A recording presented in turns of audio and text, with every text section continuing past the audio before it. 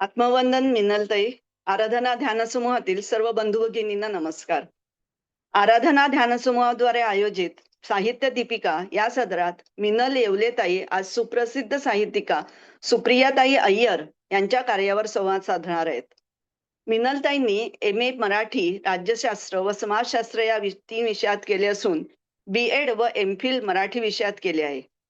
नागपूर जिल्ह्यातील कुही येथील ग्रामविकास कनिष्ठ महाविद्यालयात त्यांनी कनिष्ठ व्याख्याता या पदावर नोकरी केली. मिनलताई विविध वृत्तपत्रे, दिवाळी अंक, नियतकालिके यातून सातत्याने कविता व ललित लेखन करतात. त्यांचे मोहोर हा कविता संग्रह तसेच परीघ हा कविता संग्रह, ज्यास अंकुर साहित्य संघ अकोला व पद्मगंधा प्रतिष्ठान नागपूर यांचे पुरस्कार मिळाले आहेत. मी मातीचे फूल, वेदनाला फुटे पान्हा, विखुरलेले स्वप्न चांदणे हे कविता संग्रह त्यांचे प्रकाशित आहेत. आंदणी या ललित लेखसंग्रहाला अभिव्यक्ती लेखिका संस्थेचा पुरस्कार तसेच इतर अनेक पुरस्कार मिळाले आहेत. मी मातीचे फूल या काव्यसंग्रहाला कविवर्य नामदेव धसाळ पुरस्कार, काव्य प्रेरणा पुरस्कार, जनसारस्वत सुदाम सावरकर स्मृती काव्य पुरस्कार, मराठी वाङ्मय परिषद बडोदे या संस्थेचा उत्कृष्ट काव्य पुरस्कार इत्यादी पुरस्कार प्राप्त झाले आहेत. एकांताचे कंगोरे, रुजवाई या ललित लेखसंग्रहांना देखील अनेक पुरस्कार मिळाले आहेत. राष्ट्रपती सावित्रीबाई पुरस्कार, उत्कृष्ट महिला पुरस्कार, आदर्श शिक्षिका पुरस्कार, समाज गौरव पुरस्कार इत्यादी पुरस्कारांच्या मिनलताई मानकरी आहेत. महाराष्ट्र टाइम्स, तरुण भारत या वृत्तपत्रांमध्ये ताईंनी स्तंभलेखन देखील केले आहे. नागपूर आकाशवाणीवरून अनेकदा कविता व ललित लेखांचे प्रसारण त्यांनी केले आहे. मिनलताई, आराधना ध्यान समूहात तुमचे मनापासून स्वागत.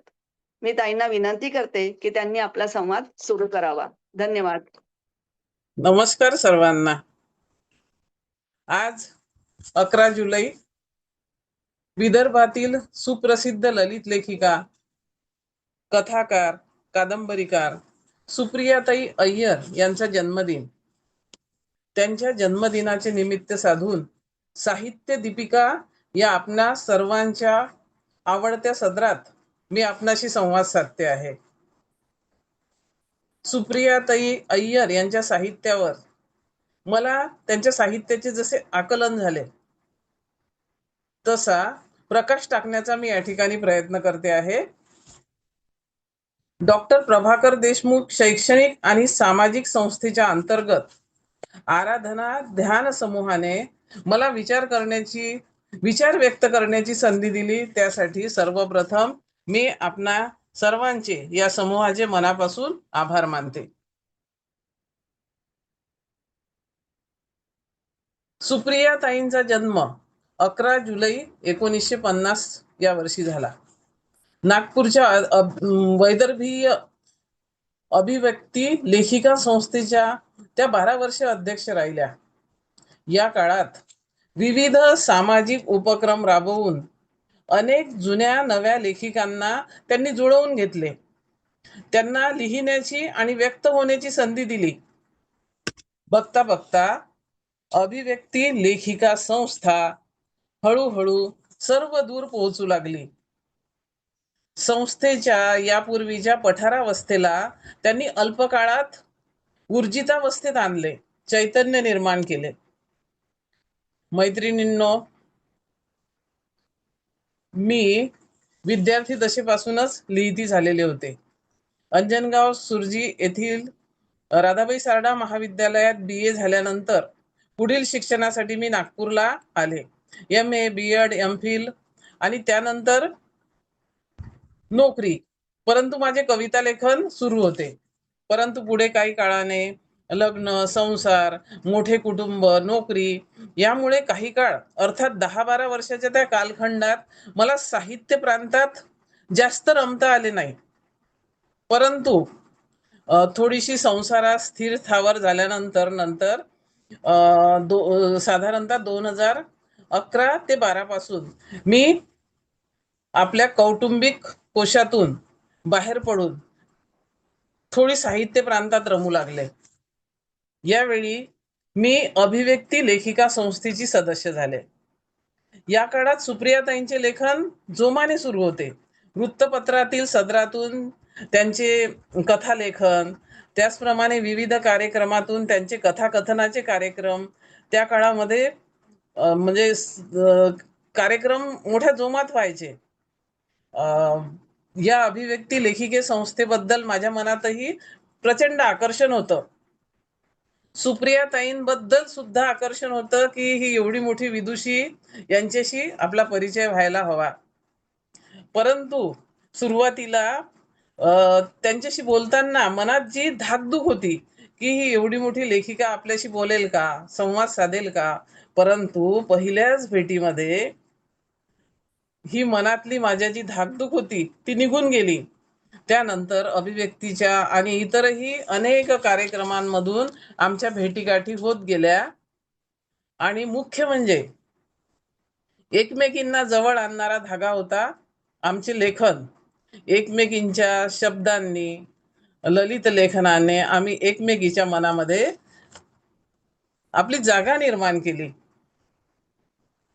प्रेमळ, गुणग्राहक, सर्वांना घेऊन चालणारा, शांत असा त्यांचा स्वभाव. सुप्रियाताईंनी माझ्यासारख्या अनेक लेखिकांच्या मनात त्या काळामध्ये घर केलेले होते आणि यामुळेच अभिव्यक्ती लेखिका संस्थेबद्दल अनेकांच्या मनात, अनेक लिहित्या लेखिकांच्या मनात आकर्षण निर्माण होऊन अभिव्यक्ती लेखिकेचा विस्तार होत गेला. अभिव्यक्ती लेखिका वाढत गेली आणि सर्वदूर पोहोचू लागली. सुप्रियाताई आणि माझं नातं घट्ट होण्यासाठी आणखी अलीकडे या 2-4 वर्षात एक असा धागा जुळला की माझ्या आयुष्यामध्ये एक वादळ आलं. जी घटना घडायला नको होती ती घटना घडली. माझ्यावर अचानक कोसळलेल्या या संकटामध्ये सुप्रियाताईंनी सर्व प्रकारची मदत दिली, धीर दिला, सल्ला दिला आणि आधार दिला. तो केवळ शब्दापुरता, बोलण्यापुरता आधार नव्हता, तर या काळामध्ये त्या स्वतः, त्या 8-10 दिवसाच्या काळामध्ये त्या स्वतः मला भेटायला आल्या. त्यांच्यासोबत आमच्या अभिव्यक्तीच्या मैत्रिणी होत्या. पती निधनाच्या घटनेनंतर 14 सप्टेंबर 2023 ची ती गोष्ट आहे. त्या लॉस एंजिल्स येथे होत्या. तिथून त्यांनी वाढदिवसाला मला जो मेसेज पाठवला की दुःखातिरेकाने उन्मळून पडली असताना स्वतःला सावरण्याची पराकाष्ठेची झुंज देणारी तू, कुणालाही हसतमुखाने सामोरी जाणारी प्रसन्न वदना तू हिम्मतवान मुलगी आहेस. कर्तृत्वाने मोठी हो. तू मला मनापासून आवडतेस, हे मी तुला कसं सांगू. त्यांचे मनाला उभारी देणारे शब्द माझ्या कायम स्मरणात आहेत. सुप्रियाताई म्हणजेच सहृदयतेचा सागर. कुणालाही सहजासहजी न दुखवता त्यांच्या लेखनातील उणिवा त्या अगदी सहजतेने सांगत. कुणाचं काही लेखन आवडलं तर त्यांचं मनापासून ते कौतुकही करत. बघता बघता अभिव्यक्ती लेखिका संस्था विस्तारत तर गेलीच, परंतु अनेक उत्तम दर्जेदार कार्यक्रमामुळे त्यांच्या काळात अभिव्यक्तीचा लौकिक वाढत गेला. तो आजपर्यंत आमच्या ज्या भगिनी आहेत, आज संस्थेच्या ज्या विद्यमान अध्यक्ष आहेत, स्वातीताई सुरंगळीकर, उपाध्यक्ष सुषमा मुलमुले आणि गुणी अभ्यासू कार्यकारिणी, या सगळ्यांनी संस्थेचा लौकिक टिकवून ठेवलेला आहे. दिवसेंदिवस संस्था अधिक नावारूपाला कशी येईल याचा त्या प्रयत्न करतात आहेत. सर्वांचेच कार्य खरोखरच कौतुकास्पद आहे. सुप्रियाताईंच्या लेखन प्रवासाकडे मी वळते. सुप्रियाताईंनी ललित लेखन, कथालेखन, कादंबरी या 3ही प्रांतात अगदी समर्थपणे मुसाफिरी केलेली आहे. त्यांनी विज्ञान शाखेतून BSc पर्यंतचे शिक्षण घेऊन समाज कार्य शाखेत MSW ही पदवी प्राप्त केली होती. कुठल्या तरी महाविद्यालयात प्राध्यापक म्हणून किंवा कुठल्या तरी सरकारी व्यवस्थापनात सोशल वेलफेअर ऑफिसर म्हणून नोकरी मिळावी अशी त्यांची किमान अपेक्षा होती. पण पण एका वेगळ्याच संधीने त्यांचे दार ठोठावले. 1984 साली शासकीय वैद्यकीय महाविद्यालय आणि रुग्णालयात वैद्यकीय सामाजिक कार्यकर्ता म्हणून त्यांची नियुक्ती झाली. ही सेवा त्यांनी जवळपास 22 वर्ष केली. या दरम्यान समाजातील अनेक शोषित, पीडित, अनाथ, दुर्बल माया बहिणींच्या, लेकी सुनांच्या वास्तव कहाण्या त्यांच्यापर्यंत जवळून पोहोचू लागल्या. आर्थिकदृष्ट्या दुर्बल असणाऱ्या रुग्ण महिलांच्या असंख्य समस्यांचा त्यांनी सहृदयतेने विचार करत त्यांना आत्मबळ प्रदान केले. संवेदनशील मनाच्या या वैद्यकीय कार्यकर्तीमध्ये दडून असलेल्या लेखिकेने अत्यंत आस्थेने, अतिशय तळमळीने या कहाण्यांना, त्यांच्या दुःखाला, त्यांच्या प्रश्नांना, व्यथा वेदनांना आपल्या शब्दातून वाचा दिली आणि त्यांच्या अनेक साहित्यकृती जन्मास आल्या. त्यांचा साहित्यिक प्रवास त्यांचा साहित्यिक प्रवास मी या ठिकाणी उलगडण्याचा प्रयत्न करते आहे. सर्वप्रथम मी त्यांच्या ललित लेखनावर प्रकाश टाकते. स्त्रिया ज्या प्रश्नांविषयी, दुःखाविषयी, छळवादाविषयी अवाक्षरही काढत नाहीत, वाट्याला आलेली अवहेलना, कुचंबना, त्या गरीब कुटुंबातील असो, मध्यमवर्गीय असो व उच्चवर्गीय, निमूटपणे सहन करतात. कुणाला सांगण्याचं किंवा कुठे व्यक्त होण्याचं धाडस त्यांच्यामध्ये नसते. परंतु सुप्रियाताईंनी त्यांच्या दुःखांना, त्यांच्या व्यथेला आपल्या साहित्यातून बोलके केलेले आहे, वाचा दिली आहे. उन्हे वेचता वेचता हा सुप्रियाताईंचा 1998 मध्ये प्रकाशित झालेला पहिला ललित लेख संग्रह. या पुस्तकात 19 ललित लेख आहेत. मनोगतातून मनातले सांगताना, लिहिताना मनातले कितीतरी तळकप्पे ढवळून निघाल्याचे त्या सांगतात. वैद्यकीय सामाजिक कार्यकर्ता म्हणून काम करताना छळणारे प्रश्न, त्यातून त्यांचा स्वतःशी घडत जाणारा संवाद आणि संघर्ष यांच्या घुसळणीतून जन्मास आलेले हे ललित बंध असल्याने बरेचदा त्याला कधी आत्मकथनाचे रूप येते, कधी ते कथेच्या रूपाने, कथेच्या अंगाने जाताना दिसतात. परंतु हे सर्व लेखन म्हणजे समस्त स्त्रियांच्या व्यथा वेदनांचे प्रतिनिधी, मानवी नातेसंबंधांना समजून घेत चिंतनाच्या अंगाने जाणारे त्यांचे हे सर्व ललित लेखन आहे आणि ते वाचकांना खूप भावले. या संग्रहातील लेखाच्या केंद्रस्थानी स्त्री आहे आणि ही स्त्री विविध नात्याने समाजाशी, कुटुंबाशी बांधली गेलेली आहे.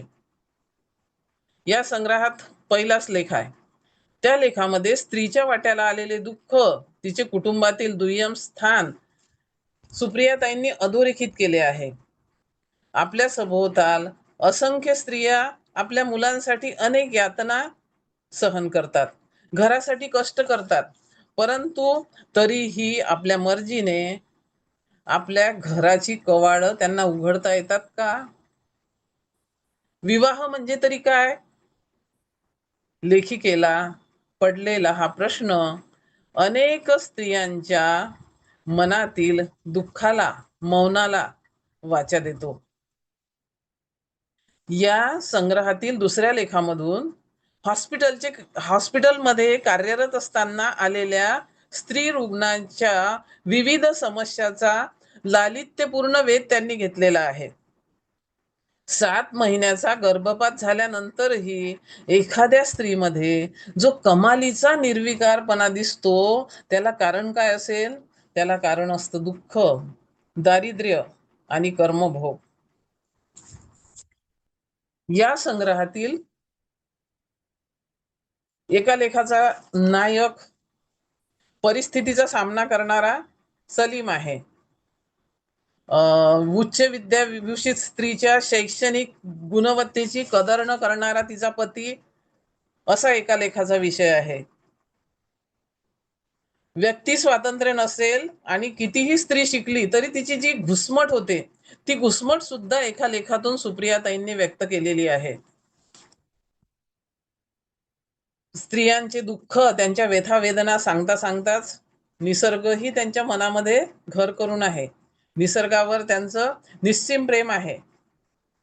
त्यांना सजग निसर्ग भान आहे. निसर्गाशी त्यांचा संवाद चाललेला असतो आणि निसर्ग संवाद, निसर्ग वर्णन मांडण्याची लालित्यपूर्ण शैली त्यांच्या लेखणीमध्ये आहे. एका लेखातून राजस्थानातील जेसलमेरचा रंगसूख सोहळा शब्दबद्ध करत जाताना त्यांच्या लेखणीला बहार येते. परंतु तेथील स्त्रियांचे दैन्य व दारिद्र्य बघून लेखिकेचे मन सुन्न होते. तेव्हा अजूनही तुमच्याकडे बायकांसाठी मरण स्वस्त आहे असंच ना, असा जो प्रश्न लेखिकेला पडतो तो सर्व वाचकांनाच अंतर्मुख करणारा आहे. थोडक्यात आशय, विषय आणि अभिव्यक्ती कौशल्याने सकस समृद्ध असणारे उन्हे वेचता वेचता मधील लेखांचे विषय वाचकांना आवडून जातात, त्यांच्या मनात घर करून बसतात. 2005 साली प्रसिद्ध झालेला चांदणचुरा हा त्यांचा दुसरा ललित लेख संग्रह. या संग्रहातील 13 लेख विविध विषयांना स्पर्श करणारे आहेत. काही आत्मकथनाचे स्मरणरंजनाचे अंश विखुरलेले दिसतात. काही लेख व्यक्तिचित्रात्मक आहेत. काही लेखांमध्ये निसर्ग चित्रण आहे, तर काही विनोदाच्या अंगाने सुद्धा जाताना दिसतात. यातील बढती, बाणातला न म्हण, पायनस पॅट्रियस हे लेख हलक्या फुलक्या विनोदाने नटलेले आहेत. बढती या लेखातील इमाने इतबारे संसार करणाऱ्या तिला येडी, बावळट, मूर्ख अशी विशेषणे ऐकण्याची सवय झालेली. एकदा त्यांच्या लग्नाचा वाढदिवस असतो आणि नवऱ्याला न सांगताच ती त्याच्या नोकरीच्या ठिकाणी पोहोचते. मग त्याची झालेली धावपळ, तिची गैरसोय, त्यातूनही तिला टाळण्याचे त्याने प्रामाणिकपणे सांगितलेले कारण आणि बॉस म्हणून तिचा केलेला उल्लेख तिला खूप सुखावून जातो. पायनस पॅट्रियस मधील निसर्ग वर्णन मनाचा ठाव घेणारे आहे. माउंट अबूला कोसळणारा पाऊस, तेथील दिलवाडा टेम्पल, ब्रह्मकुमारीचा मठ, उंच उंच वाढलेले वृक्ष, त्याचप्रमाणे सिलिगुडी ते दार्जिलिंग दरम्यानचा हिरवागार लक्षवेधी निसर्ग, तेथील लोकजीवन यांचा चित्रमय शैलीतून घेतलेला वेध चलचित्राप्रमाणे आपल्या नजरेपुढे सरकून जातो. पुढे 2023 साली त्यांचा 2023 साली त्यांची जी अजन्मा कादंबरी प्रकाशित झाली, त्या कादंबरीतील घटना प्रसंगाची तसेच चांदणचुरा संग्रहात कन्याकोलम या कादंबरीची बीजे पडलेली दिसतात. 2020 साली त्यांचा काही शुभ्र कमळे हा तिसरा ललित लेख संग्रह प्रकाशित झाला. या ललित लेख संग्रहात सुप्रियाताईंच्या नितळ, अभिजात, तरल, सहज सुंदर सृजनत्वाचा सुंदर आविष्कार बघायला मिळतो. या लेखनातून कमळ पाकळ्यांप्रमाणे त्यांच्या अंतरंगातील, त्यांच्या भावविश्वातील अवस्थांची होणारी उकल रसिक वाचकांच्या मनाचा ठाव घेते. संग्रहातील पहिलाच लेख पूर्वेच्या घरी दिवाळी हा निसर्ग सानिध्यातील रम्य आठवणींना उजाळा देऊन जातो. जानकीची गोष्ट मधील वय परतवे थकलेली पण रंगवून रंगवून गोष्ट सांगत ऐकणाऱ्यांच्या डोळ्यातून पाणी काढणारी आजी आणि मुलखा वेगळी तिची नात, यातून लेखिका मी या पात्राच्या माध्यमातून वाचकाच्या मनात स्वतःची जागा निर्माण करतात. त्याचप्रमाणे मुकुट, सोन्याचे दार, त्या दूर दूर तेथे यासारख्या भावपूर्ण ललित लेखांमधून एक लेखिकेच्या जीवनाची आत्मकथाच संक्षेपाने उलगडली जाते. सुप्रियाताई अय्यर यांच्या ललित लेखांमधील प्रतिमा, प्रतीके, संवाद कौशल्य, भाषा शैली लक्षणीय आहे. चांदणचुरा, अभिजात नृत्य निपुण समुद्र लाटा, कसल्या तरी आवेगाने जगणाऱ्या स्त्रिया, फुलांची पखरण करणारे वृक्ष असे शब्द लाघव मनाला सुखावून जाते. पुरुष केंद्री व्यवस्थेतील तिचे अव्यक्त आणि अस्फुट दुर्लक्षित राहिलेले जगणे, मीला आलेले आत्मभान, स्वत्वाची जाणीव, दुय्यमपणाची खंत या तीनही लेख संग्रहातील लेखांमधून आपल्याला प्रकर्षाने जाणवते. लालित्य, काव्यात्मकता, संवेदनशीलता, संस्मरणे, आशावादी दृष्टी, कल्पना वैभव यामुळे सुप्रियाताईंचे ललित लेखन विशेष लक्षणीय झालेले आहे. त्यांच्या लेख संग्रहांना कुठलीही प्रस्तावना नाही, परंतु वाचकांच्या मनात वाचनाची उत्कंठा मात्र ते निर्माण करतात. कारण या लेखांना वास्तवाची किनार लाभलेली आहे. माणुसकीच्या कळवळ्यातून, जीवनान अनुभवातून ते साकारलेले आहेत आणि त्यामुळे या ललित साहित्याला विशेष मौलिकता प्राप्त झालेली आहे. त्यांच्या ललित साहित्यातील योगदानासाठी त्यांना विदर्भ साहित्य संघाचा पु.भा. भावे पुरस्कार, पद्मगंधा प्रतिष्ठानचा कृष्णाताई मोटे पुरस्कार तसेच इतरही अनेक सन्मान प्राप्त झालेले आहेत. यानंतर सुप्रियाताईंच्या कथालेखनाचा आपण विचार करूया. कथा हा लोकप्रिय साहित्य प्रकार आहे.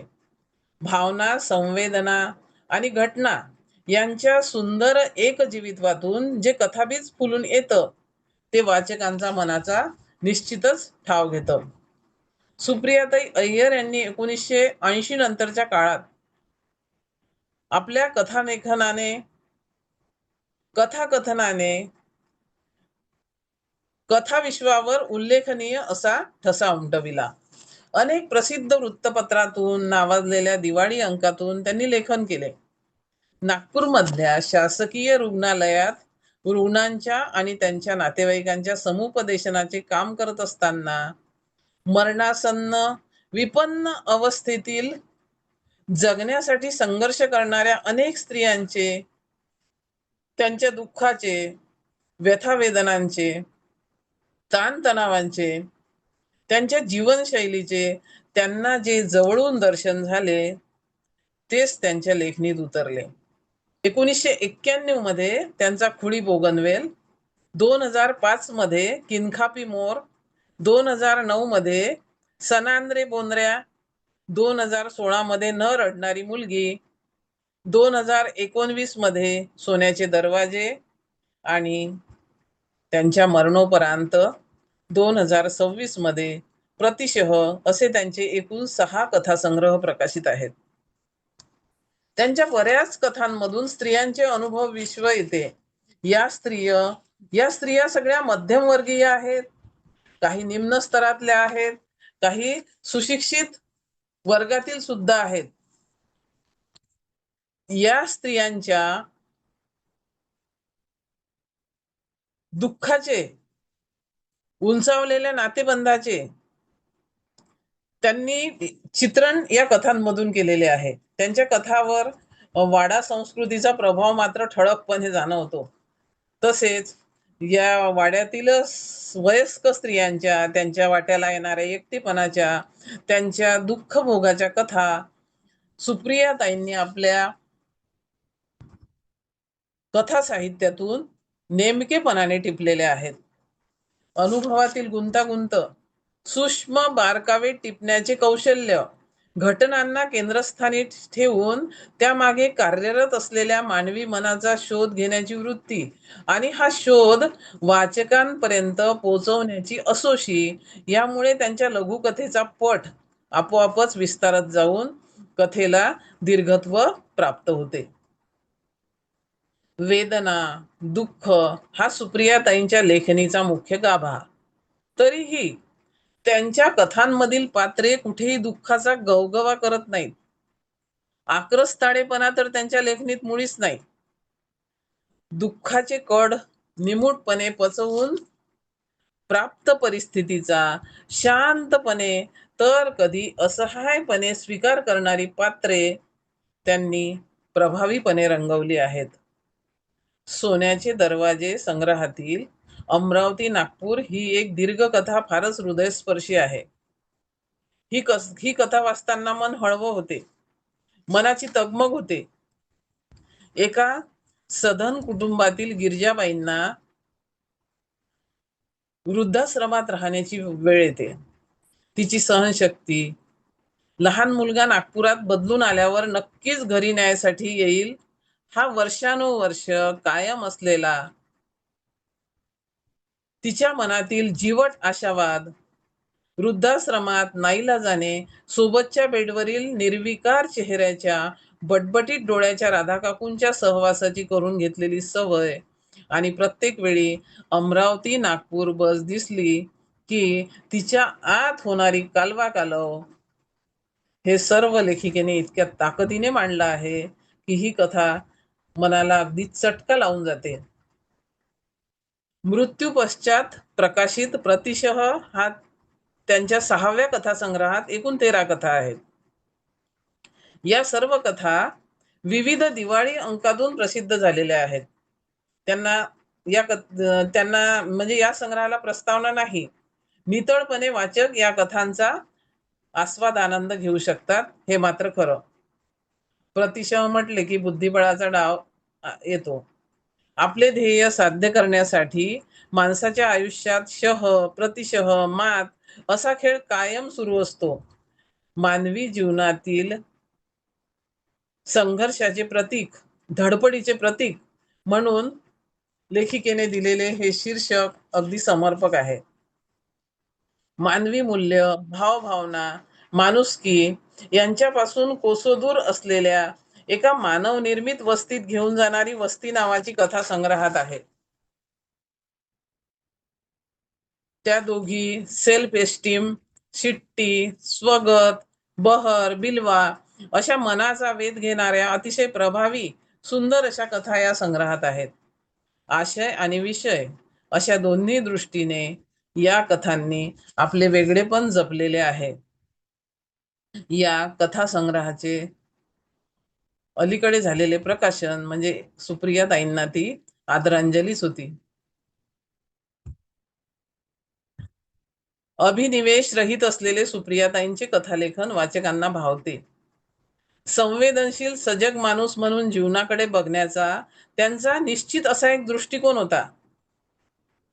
त्याचा प्रभाव त्यांच्या या कथा निर्मितीवर, आशय विषयांच्या निवडीवर पडलेला दिसतो. संयत आणि सौष्ठवपूर्ण भाषाशैली, प्रवाही निवेदन, उत्कटता, अनुभवांची समृद्धता, त्याला असलेली वास्तवाची किनार ही त्यांच्या कथालेखनाची ठळक वैशिष्ट्ये आपल्याला सांगता येतात. सुप्रियाताईंनी आपल्या अनुभव विश्वातले संवेदनशील मनाला सलणारे, खुपणारे, ठसठसणारे सल आतल्या आकांताने कथांमधून समाजापुढे उघड केले. गंभीर वास्तववादी विषयावर कथालेखन केले, तितक्याच निष्ठेने, तितक्याच ताकदीने त्यांनी केलेले विनोदी कथालेखनही वाचकांना खूप भावले आहे. 2009 मध्ये तरुण भारत या वृत्तपत्राच्या बंडी उलार झाली या स्तंभामधून त्यांनी त्यांच्या ज्या विनोदी कथा प्रकाशित झाल्या होत्या त्या कथांचा संग्रह म्हणजे सनान रे बोनऱ्या. अस्सल वराडी भाषा, एखाद्या घटना प्रसंगाकडे खेळकरपणे पाहण्याची वृत्ती, स्वैर कल्पना विलास, अतिशयोक्तीचा वापर, मध्यमवर्गीय माणसाच्या जीवनातील विसंगती आणि विरोधाभास यांचा वापर करून योग्य वातावरण निर्मिती करून अनेक अशा गोष्टींचा छान मेळ जुळवून त्यांनी लिहिलेल्या विनोदी कथा फारच लक्षवेधी ठरलेल्या आहेत. वाचकांना त्या आवडलेल्या आहेत. कल्पनाशक्तीच्या अवखळ स्वैर संचारातून साधलेली त्यांची आठवण एका पार्टीची ही विनोदी कथा, मन्नालालच्या बुढीचा भाऊ ही मिश्किल कथा, भदे इज डिलिव्हर्ड नाऊ, डायनाज डोहाळ जेवण इन पार्वतीनगर महिला मंडळ अशा वेगवेगळ्या विषयांवरील विनोदाची विविध रूपे प्रकट करणाऱ्या कथा लिहून कथाकथनाच्या कार्यक्रमातून त्यांनी विनोदी कथाकथनकार म्हणून लौकिक मिळवलेला होता. स्त्रियांचे विनोदी लेखनाचे प्रमाण तसे तुलनेने कमीच. 1990च्या दशकात विदर्भात कथाकथनाचे मोठ्या प्रमाणात कार्यक्रम होत असत. लोकांना विनोदी कथा आवडतात म्हणून या काळात बऱ्याच स्त्रियांनी विनोदी कथा लेखन केले. परंतु नंतरच्या काळात, अर्थात 2000 नंतरचा काळ, कथांचे विषय बदलले, नवेच विषय पुढे आले आणि सुप्रियाताईंच्या विनोदी कथांचे सादरीकरण मात्र लोकांच्या बराच काळ स्मरणात राहिले. सनांद्रे बोंद्र्या ही कथा तर त्यांच्या तोंडून ऐकणे म्हणजे एक अपूर्व आनंद सोहळा असायचा. ललित लेखन, कथाकथन याही पेक्षा कादंबरीकार म्हणून सुप्रियाताईंची जी ओळख आहे ती अधिक प्रभावी आणि ठसठशीत आहे असे मला वाटते. स्त्रियांच्या कादंबरी लेखनाचा विचार केला तर फार पूर्वीपासून कुटुंब व्यवस्थेला केंद्रस्थानी ठेवून स्त्रियांचे कादंबरी लेखन झाले. कुटुंब, नातेबंध, जगण्याचा परीघ, त्यातील घुसमट अशा अनेक विषयावर साहित्य निर्मिती होत असतानाच कुठे कुठे ऐतिहासिक, पौराणिक, चरित्रात्मक, आत्मकथनात्मक कादंबऱ्याही निर्माण होऊ लागल्या. काळ पुढे सरकत गेला तसे कादंबरीचे विषय बदलत जाऊन नवे वैचारिक साहित्य, विज्ञानवादी साहित्य, वास्तववादी साहित्य, धाडसी म्हणजे चाकोरीत राहून चाकोरी बाहेरचे विश्व प्रकट होणारे साहित्य निर्माण होत गेले. शतकोत्तर साहित्याचे तर रूपरंगच बदलत गेले. या शतकोत्तर साहित्याचे प्रतिनिधित्व करणाऱ्या कादंबरीकारात सुप्रियाताई अय्यर यांचे नाव प्रामुख्याने येते. यापूर्वीही आपण विचार केलेला आहे की स्त्री हा त्यांच्या साहित्याचा मूळ गाभा, मूळ केंद्रबिंदू, तिचा कौटुंबिक आणि सामाजिक वावर, नैतिक संघर्ष, तिचा लढा, संकटावर मात करण्याची तिची प्रवृत्ती त्यांच्या कादंबरीतील कथानकातून प्रभावीपणे आलेली आहे.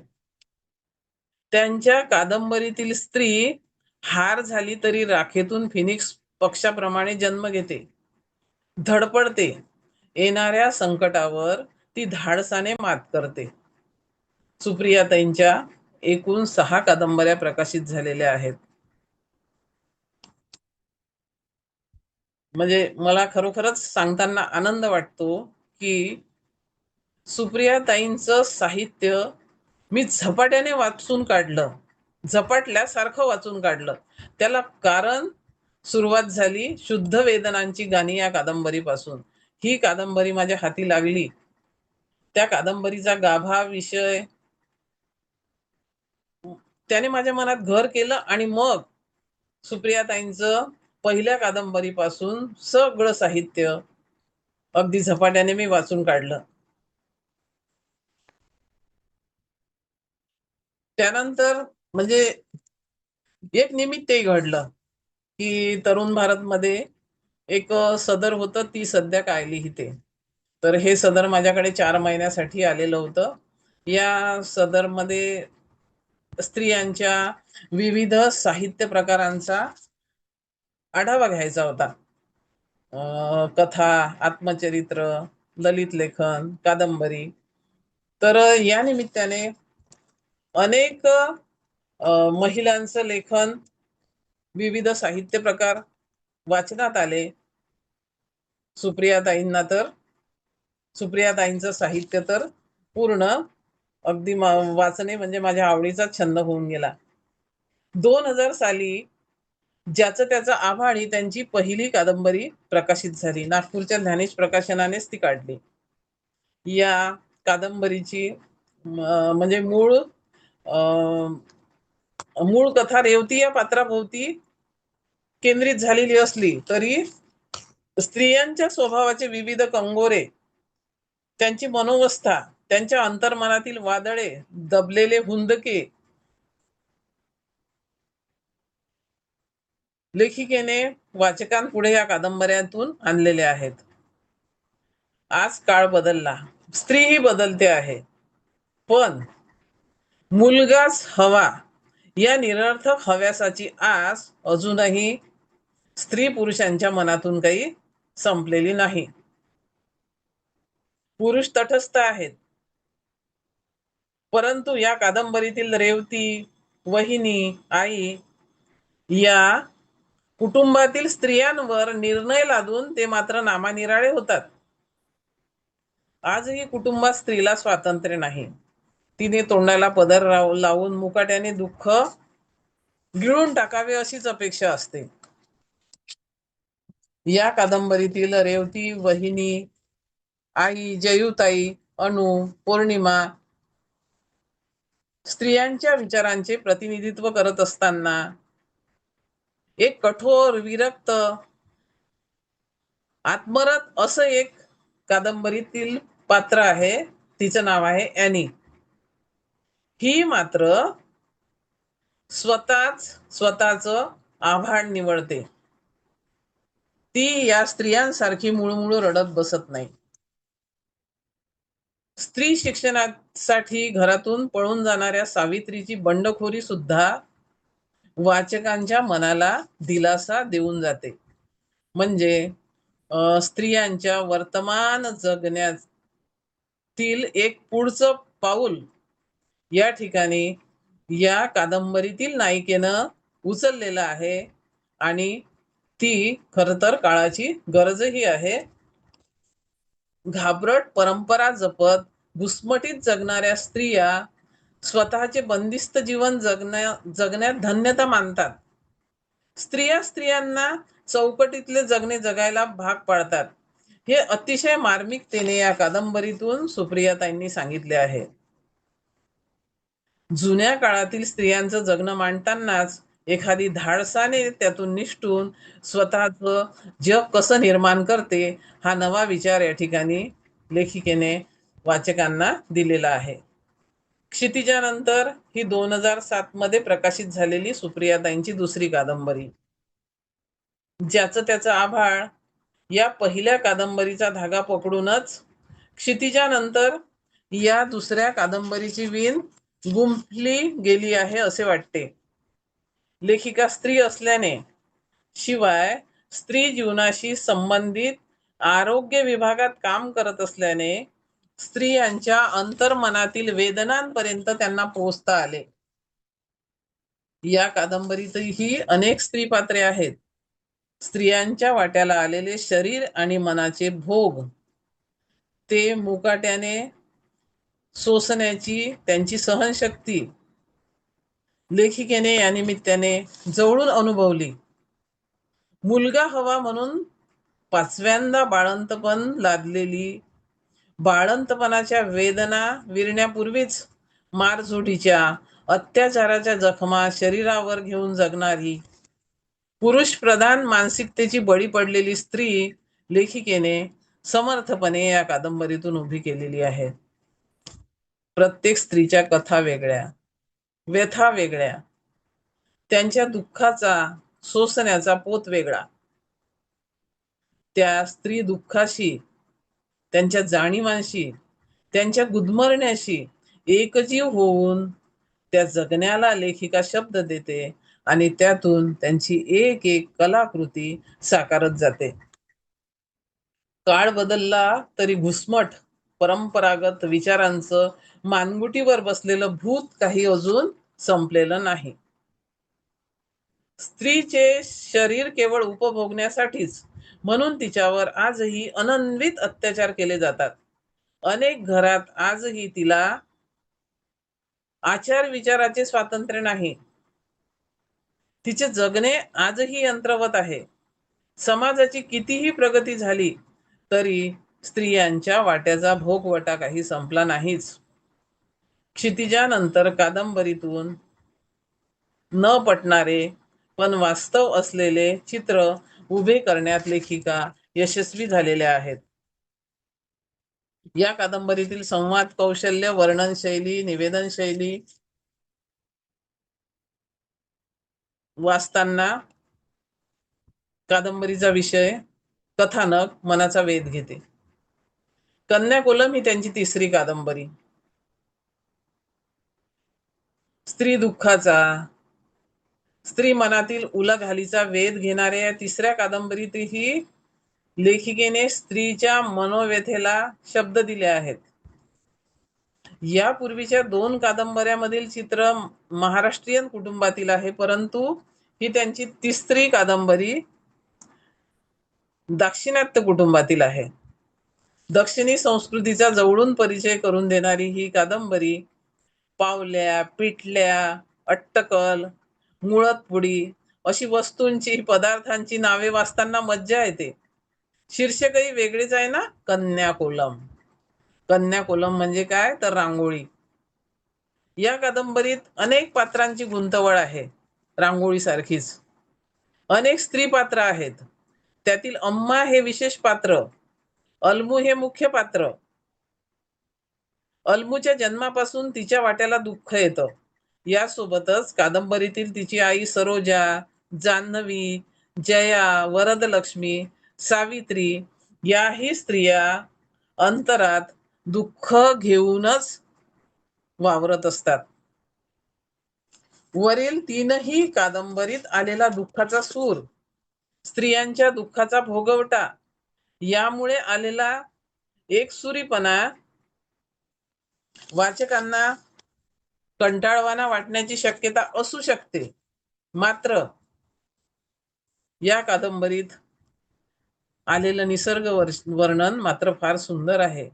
एकीकडे समुद्राची गाज आणि एकीकडे स्त्रीच्या आतला विव्हळ याचे प्रतिकात्मक वर्णन इतके सुरेख आहे की इथे आपल्याला खऱ्या अर्थाने सुप्रिया ताईंच्या लेखनातील लालित्य, त्यांची प्रतिभा आणि कल्पनाशक्ती यांचा प्रत्यय आल्याशिवाय राहत नाही.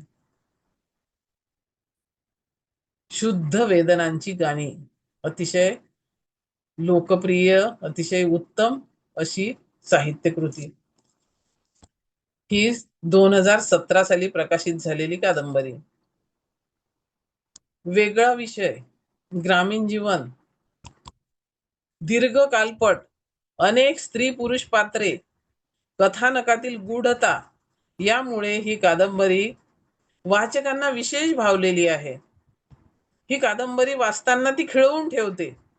लेखिकेने कथानकाचे निवडलेले बीज, त्याचा केलेला विस्तार, गुंफलेल्या घटना प्रसंगाची कल्पक वीण, योजलेली विविध वयोगटातील पात्रे, त्यांचं मनोविश्व, या सर्व बाबी या कादंबरीला लोकप्रियतेच्या टप्प्यावर नेण्यास नक्कीच सहाय्यभूत झालेल्या आहेत. घराण्याला व वाड्याला वारस हवाच. शुद्ध वेदनांची गाणी कादंबरीतील हे मुख्य कथाबीज आणि या कथाबीजातून ही कादंबरी जन्मास आलेली आहे. लेखिका विदर्भातील असल्याने कादंबरीचा वैदर्भीय बाज लेखिकेने उत्तम रीतीने तोलून धरलेला आहे. वाडा संस्कृतीवर उभ्या असलेल्या कादंबरीतून समस्त स्त्री जातीची चिरंतन वेदना मांडण्याचं कौशल्य लेखिकेला साधलेलं आहे.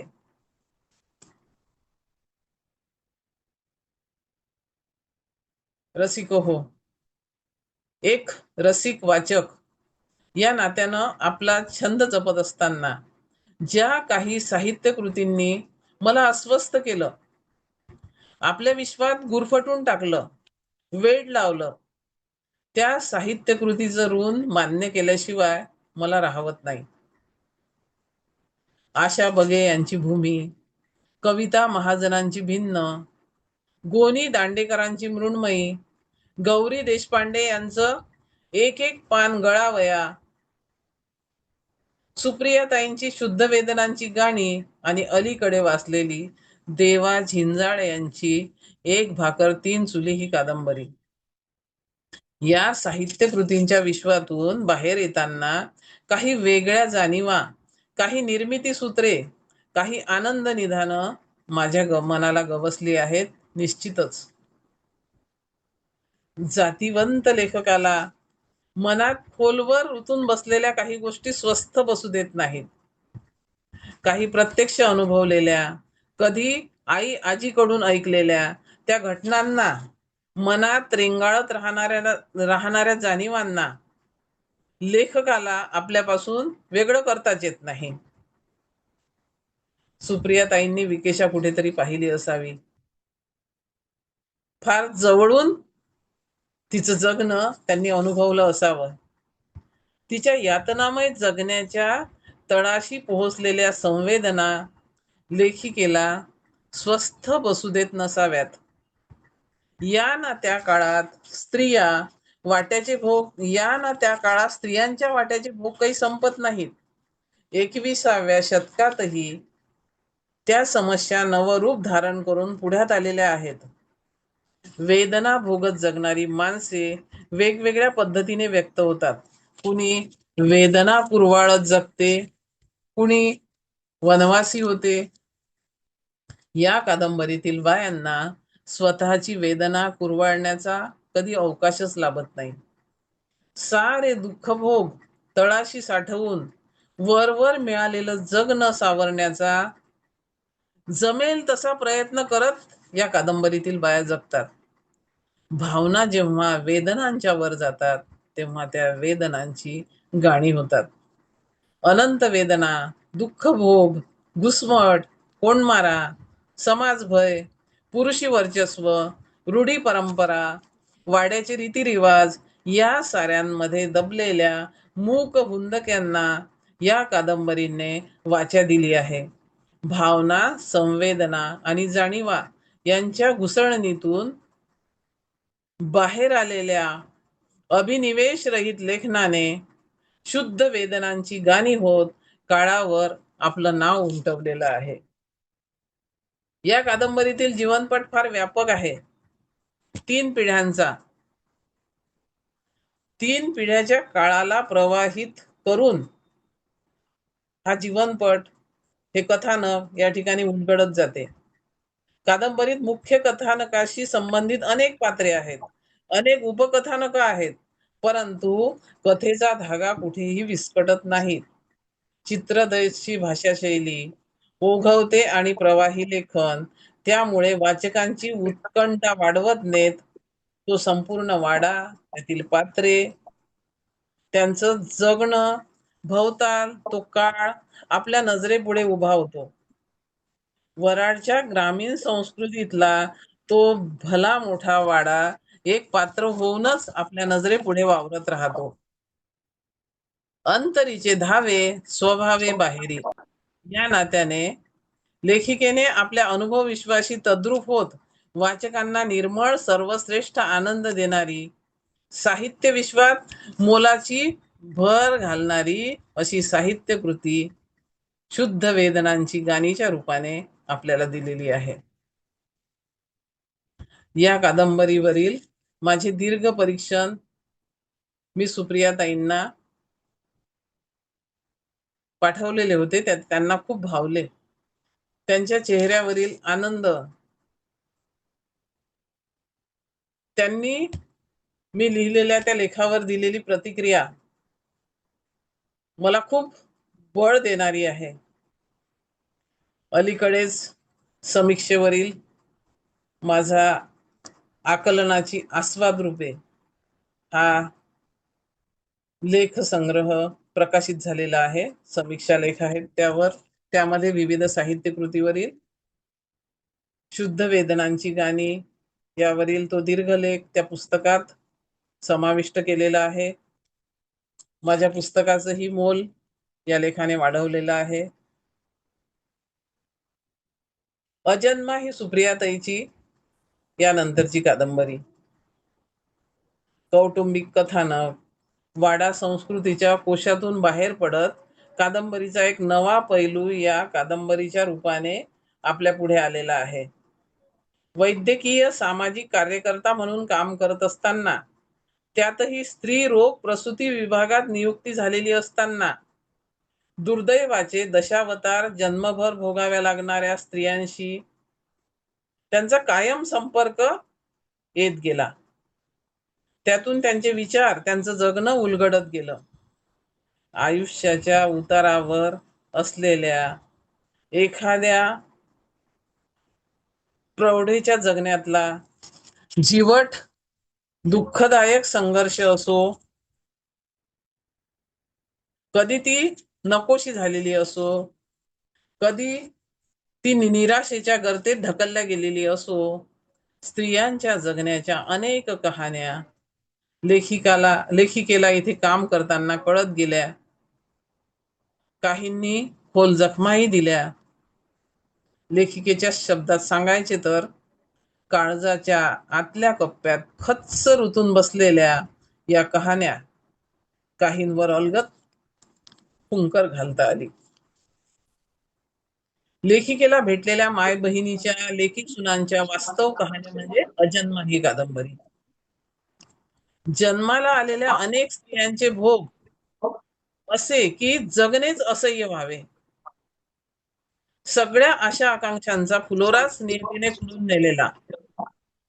असे जन्माला येणे तरी काय कामाचे, पण ते कुठेतरी आपल्या हाती तरी असते का? अशा अर्धवट राहिलेल्या जगण्याच्या कहाण्या म्हणून अजन्मा हे या कादंबरीला दिलेलं नाव. सुप्रियाताईंनी आपल्या मनोगतात उल्लेख केलेला आहे की या कथानकाला हे नाव देण्यामागचं कारण की नागपुरातील सुप्रसिद्ध कादंबरीकार लेखिका आशाताई बगे यांनी त्यांना ते शीर्षक सुचवलं आणि सुप्रियाताईंना पण ते खूप आवडलं आणि खरोखरच या कादंबरीच्या कथानकाला ते शीर्षक फारच शोभून बसलेलं आहे. लेखिकेच्या उमेदीच्या 24 वर्षाच्या म्हणजे 2 तपाच्या कालखंडातील हे कथानक. या कथानकाला, या कालखंडाला लगडून येणारे सामाजिक आणि सांस्कृतिक संदर्भही प्रामाणिकपणे या कादंबरीत आलेले आहेत.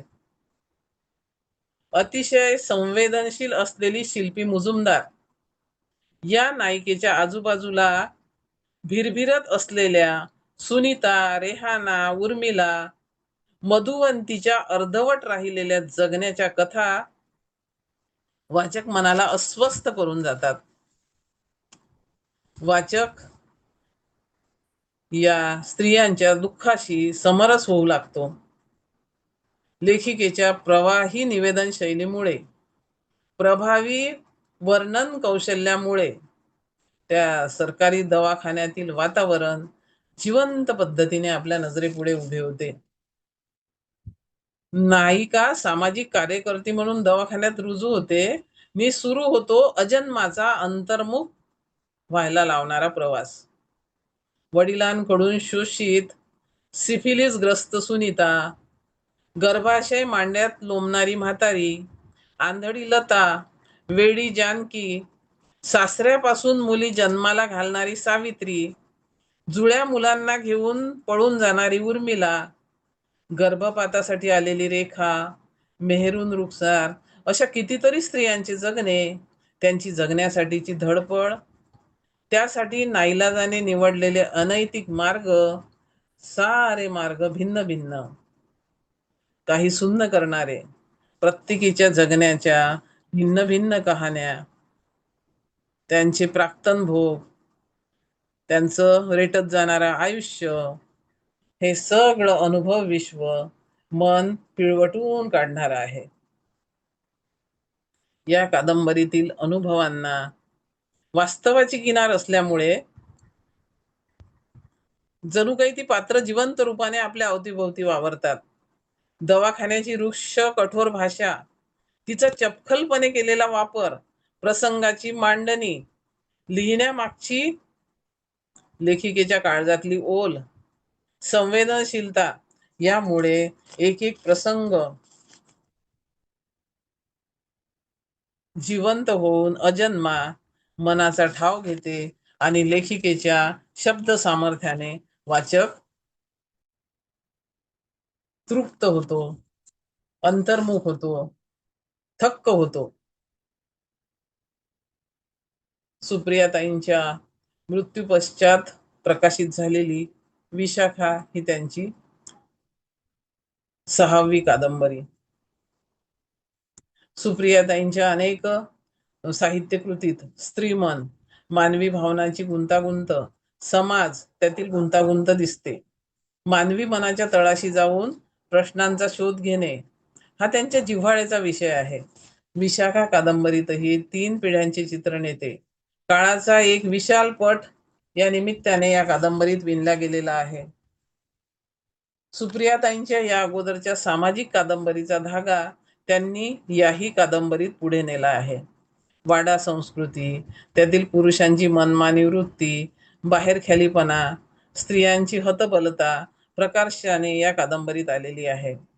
आर्थिक सुबत्ता असली तरी स्त्रियांना सुख समाधान नाही. त्यांचे जगणे 4 भिंतीच्या आत दबलेले. कुठलेही त्यांना स्वातंत्र्य नाही. त्यांचं जगणं पूर्ण पुरुषांवर निर्भर.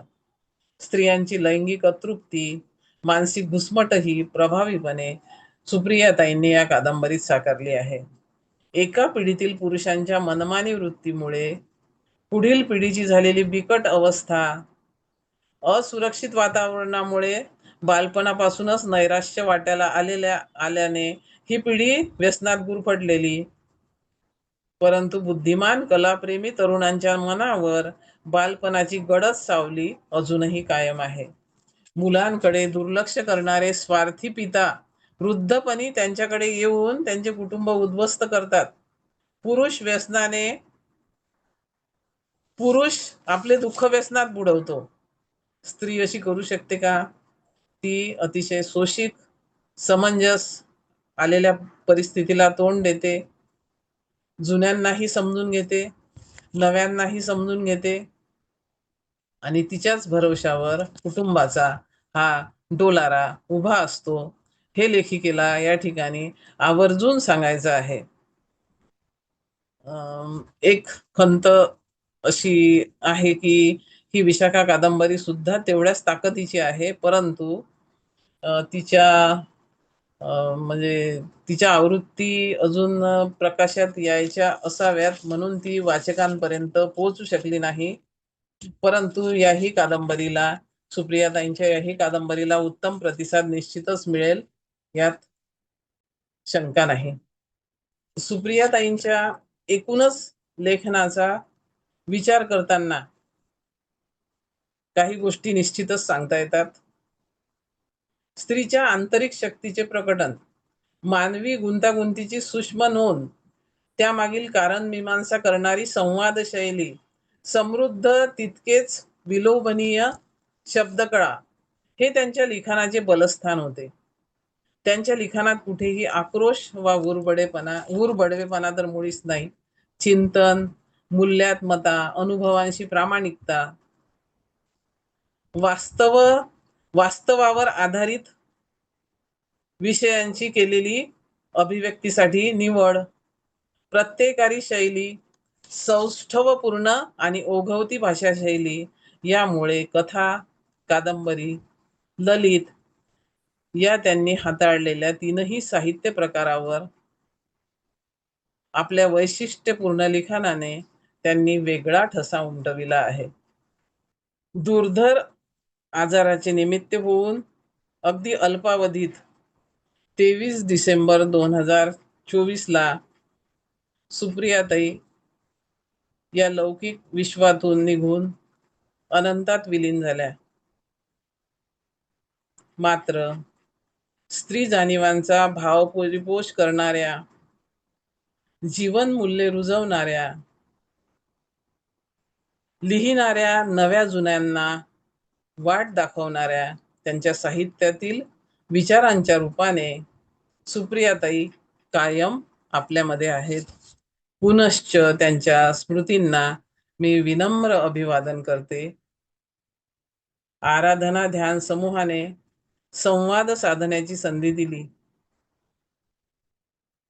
ऋता खापर्डे, विजयाताई ब्राह्मणकर आणि आपणा सर्वांचे या कार्यक्रमाला उपस्थित राहून माझे साधे सुधे बोल ऐकून घेणाऱ्या सर्व रसिक, वाचक, लेखक मित्रमंडळीचे मी मनापासून, अगदी मनापासून आभार मानते आणि या ठिकाणी मी आपले बोलणे थांबवते. नमस्कार सर्वांना. नमस्कार ताई. सुप्रियाताई अय्यर यांच्या साहित्याचा तुम्ही खूप छान परिचय करून दिला. खूप खूप धन्यवाद. आम्हाला सुप्रियाताई म्हणजे माहिती नव्हत्या जास्त. तुम्ही त्याचा खूप छान परिचय करून दिलात. खूप खूप धन्यवाद. अर्चना चौधरी, तू माझा परिचय करून दिला, तुझे पण आभार. हो, धन्यवाद ताई. धन्यवाद. उपस्थित असलेल्या विजयाताई वगैरे तिथे आपण संवाद साधू शकतो का, की वेळ संपली? नमस्कार ताई, अगदी नक्की संवाद साधू शकता. हा. अर्चनाताई, सगळ्यांचा परिचय खूप छान करून देता. आपणही अभ्यासपूर्ण बोललात आणि या निमित्ताने आपण सुप्रियाताईंना पुन्हा एकदा ऐकलं. हा, ऋताताई, दादाताई, आपला ऑडिओ. हा नमस्कार. नमस्कार. आपल्याला भेटायचं होतं विजयाताईंना. हो ताई, मी त्यावेळेला आणि विजयाताईंमुळे आपल्यापर्यंत आम्ही पोहोचू शकलो. म्हणून विजयाताईंचे मी पण खूप विजयाताईंनी मनापासून आभार मानते. यापूर्वीच्या कार्यक्रमालाही मला सहभागी व्हायचं होतं, परंतु कुठल्या ना कुठल्या निमित्ताने मला म्हणजे या कार्यक्रमात सहभागी होता आलं नाही. परंतु आज आपण मला ही संधी दिली, खूप छान वाटलं.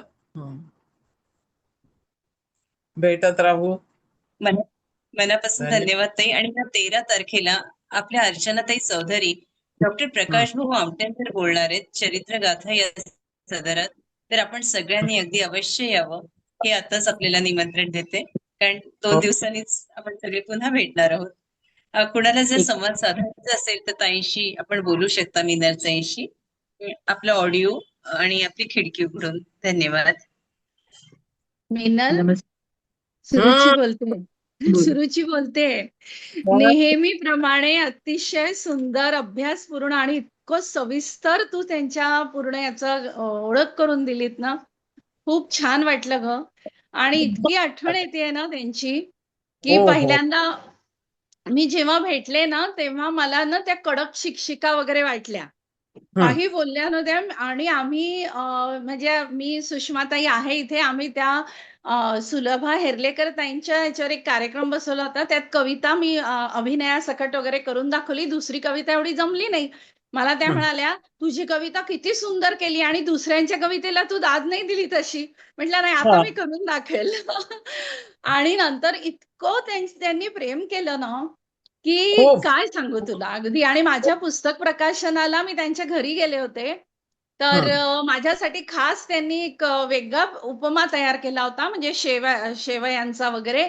आणि त्यांच्या देवघरासमोर श्रीयंत्र असतं ना, सरस्वती यंत्र जे आहे ना, रांगोळीने आपण काढतो, ते काढलं होतं. ते मला येत नाही. म्हटलं, तुम्ही हाताने काढता? म्हणे, हो, रोज माझ्याकडे हे असतं. आणि त्या खरंच सरस्वती आहेत अगदी.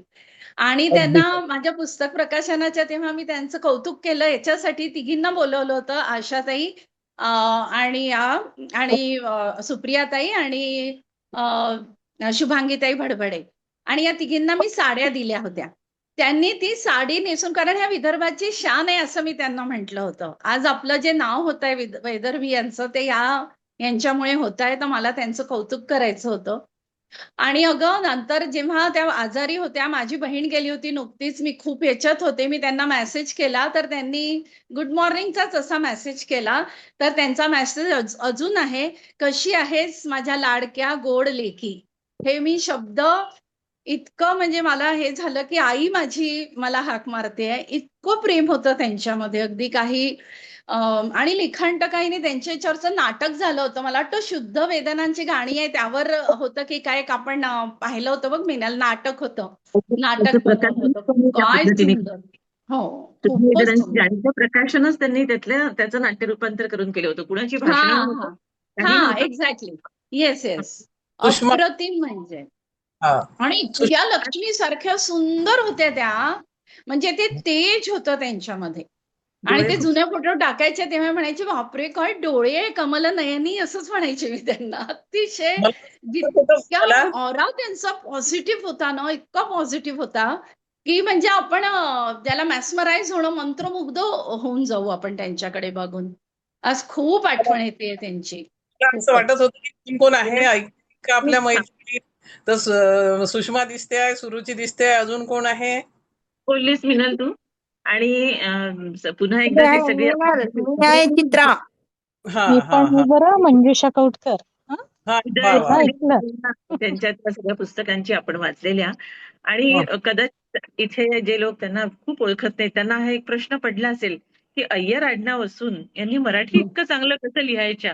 हा, हा हा. प्रश्न नक्कीच काही लोकांना, आणि मला पण त्यांच्याशी ओळख व्हायच्या आधी हा प्रश्न होता. पण मलाही होता. योगायोग बहिणीची वर्गमैत्रीण निघाल्या. आणि आमच्याच गावातलं त्यांचं आजोळ होतं, अमीन, हे जे त्यांचं आईचं माहेर होतं, त्या माहेरच्या कुकडे, हा हा सुप्रियाचं माहेरचं नाव कुकडे होतं, मराठी होत्या त्या. आणि लग्न त्यांचं अय्यरांशी झाल्यामुळे मग ते त्या नावाला एक वलय मिळालं की मराठी कशी काय ही बाई खूप छान लिहिते. ते असे आमचे कौटुंबिक पण खूप जुने संबंध, ऋणानुबंध निघाले. आणि त्या माझ्याकडे बल्लारशाला आल्या होत्या. माझ्याकडे त्यांचा मी कथाकथनाचा कार्यक्रम ठेवला होता, माझ्याकडे राहिल्या रात्रभर. आणि तेव्हापासून त्यांचा परिचय होता. आणि खूप प्रेम दिलं त्यांनी, त्यांच्याबरोबर काम करायला मिळालं, ही तर खूप आनंदाचीच गोष्ट होती. पण खूप धाकट्या बहिणीसारखं जे प्रेम दिलेलं आहे ते कधीच आपण विसरू शकत नाही. आणि मला. वर्ष निघून गेल्या, न सांगता न बोलता अचानक निघून गेल्या. म्हणजे होऊन महिन्यात जाणं, चटका एक. लावून जाणं जे म्हणतो तशी त्यांची ती त्यांचं ते जाणं ठरलं. पण नेहमीच आपल्या सगळ्यांच्या, आणि तू खूप छान बोललीस म्हणून खूप छान आढावा घेतला, आवडला. हा, मी ऐकलं तेव्हा. स्वातीताई आहेत? आहे. हा हा. आपले लोक असले की बरं वाटलं. आहे आपले मी. लोक. ती तर बरं. माझी वर्गमैत्रीण होती. या ना, समोर या ना. मला कळत नाही, इथून होत नाहीये. पण अं, तिन्ही एकाच वर्गामध्ये बीएससी होम सायन्स आम्ही दोघींनी केलं. म्हणजे लेखिका होण्याच्या आधी ती मला हा माहिती होती. हा. लेखिका झाल्यानंतर अगं खूपच वेगळी आणि खूपच प्रसन्न प्रगल्भ अशी मैत्रीण झाली मग ती. हं, हं, हं. खूप छान बोललीस. खूप चांगलं, एका ठिकाणी सगळं एका ठिकाणी ऐकायला मिळालं, हे खूप मोठी गोष्ट आहे. हो, केलं ते सगळं हं. संकलन. हा. खूप. विजयाताई ब्राह्मणकर. विजयाताई ब्राह्मणकर या. नाही आहेत त्या. आहे का? अं, नाही, नाही दिसत नाही आम्हाला. विजयाताई ब्राह्मणकर असतीलच असं होईल का? हे सगळं मला म्हणजे हे आज बोलतं केलं विजयाताई ब्राह्मणकरांनी. त्यांचे तर अगदी मनापासून आभार. मी स्वतःहून पुढे येत नाही. कोणीतरी काहीतरी करून घेतलं की मग त्या दिशेनं प्रयत्न करते. तसं झालं. हम्म, हम्म. नाही, छान बोलली, अगदी एकदम मस्त. धन्यवाद ग सखी. हा, हा. आणखी कोण आहे ग? हो मेनलताई, खरंच खूप सुंदर, नेहमी सारखं हा, हा, अभ्यासपूर्ण, प्रश्नच नाही त्याच्यात. मी हा. मंजुषा बोलतेय. हा, पण मंजुषा दिसत आहे. हो हो हो. हा नाही, व्हिडिओ नसेल. हा खरं हा तर अय्यर ताईंची भेट प्रत्यक्ष म्हणजे वाचन फार कमी आधी केलेलं होतं. 2-4दा पाहुण्या म्हणून मी त्यांना बघितलं होतं. पण तुमच्या घरच्या रिसेप्शन मध्ये मी मिनलताई भेटले होते त्यांना. तेव्हा त्या हो. म्हटल्या होत्या, अगं अभिव्यक्तीला जॉईन हो तू आणि आमच्या कार्यक्रमाला ये बरं. हो आणि हो तेव्हा बोलल्या होत्या त्या. पण हो. योगायोग असा आला की त्यांचं आणले. सानिध्य मला नाही लाभू शकलं. हम्म. आणि तो शेवटचा कार्यक्रम जो नायगावकर काकांना त्यांनी आमंत्रित करून अरेंज केला, पण मग त्या बिमार पडल्या ना, त्या तेव्हा तो कार्यक्रमाला कार्यक्रम हो त्या हो कार्यक्रमाला मी आले तेव्हा कळलं की त्या सिरियस आहेत म्हणून. आणि त्या हम्म. निमित्तानं नायगावकर काकांना मी माझं जे बाण दिलं होतं पुस्तक, म्हणजे परिचय आणि हे प्रस्तावना लिहिण्यासाठी, तर प्रत्यक्ष त्यांची भेट ताईंमुळेच झाली. त्यांनी आमंत्रित केलं होतं म्हणून नागपूरला ते येऊ शकले, नाहीतर मला हो. फार भारी पडलं असतं ते नेऊन द्यायला. म्हणजे हो. अप्रत्यक्ष त्यांनी इतकी मदत केली मला, असं म्हणेन मी एका दृष्टीने. पण दुर्दैव की सानिध्य नाही मिळू शकलं त्यांचं. पण आज तुमच्या शब्दात त्यांना ऐकून खूप खूप बरं वाटलं. म्हणजे खरंच खूप छान. लीना निकम आहे का ग? निमा आहे का? त्यांच्या साहित्यावर एक एक मुलगी पीएचडी करते आता सध्या. हा हा हा. हम्म. त्या साहित्यावर एक जण पीएचडी करते. म्हणजे आहेच पीएचडी करण्यासारखं साहित्य, हो. प्रश्नच नाही. ते व्यक्तिमत्वच तेवढं उत्तुंग. लीना निकम होती का ग सुषमा? होती होती. मी लीना बघितलं नाही. हम्म. मी बाहेर पडते. खूप छान झालंय. हो हो हो, चला, धन्यवाद धन्यवाद. ठीक आहे, चला. मी न मनापासून धन्यवाद ताई. छान कारण बोललीस. एका म्हणजे आज खूप आठवण येते आहे ना सुप्रियाताईंची. कठीण छान पट होतं. उलगडलास तू अगदी साहित्याचा. मी हा, कॉमेंट तेच दिली आहे. कॉमेंट दिली आहे मी. मला हो. ते दिसलं नाही ना मला. हा. जरा मी तिकडे काहीच पाहत नाही आता. ते यातच सगळं म्हणजे लक्ष केंद्रित केलं, हो हो त्याच्यामुळे हो मी हो हो. पाहत नव्हती. हा मला लक्षात येत. हा. हम्म. निमा बोडखे आहे का? चल भेटू मग. हो, भेटूया. हो, बाय ग. चला. अभिनंदन. हो अभिनंदन पुन्हा. आणि मी पण सोडते. ठीक हो, आहे. धन्यवाद ठीक धन्यवाद आहे. सगळ्यांना. हो, धन्यवाद. ठीक आहे.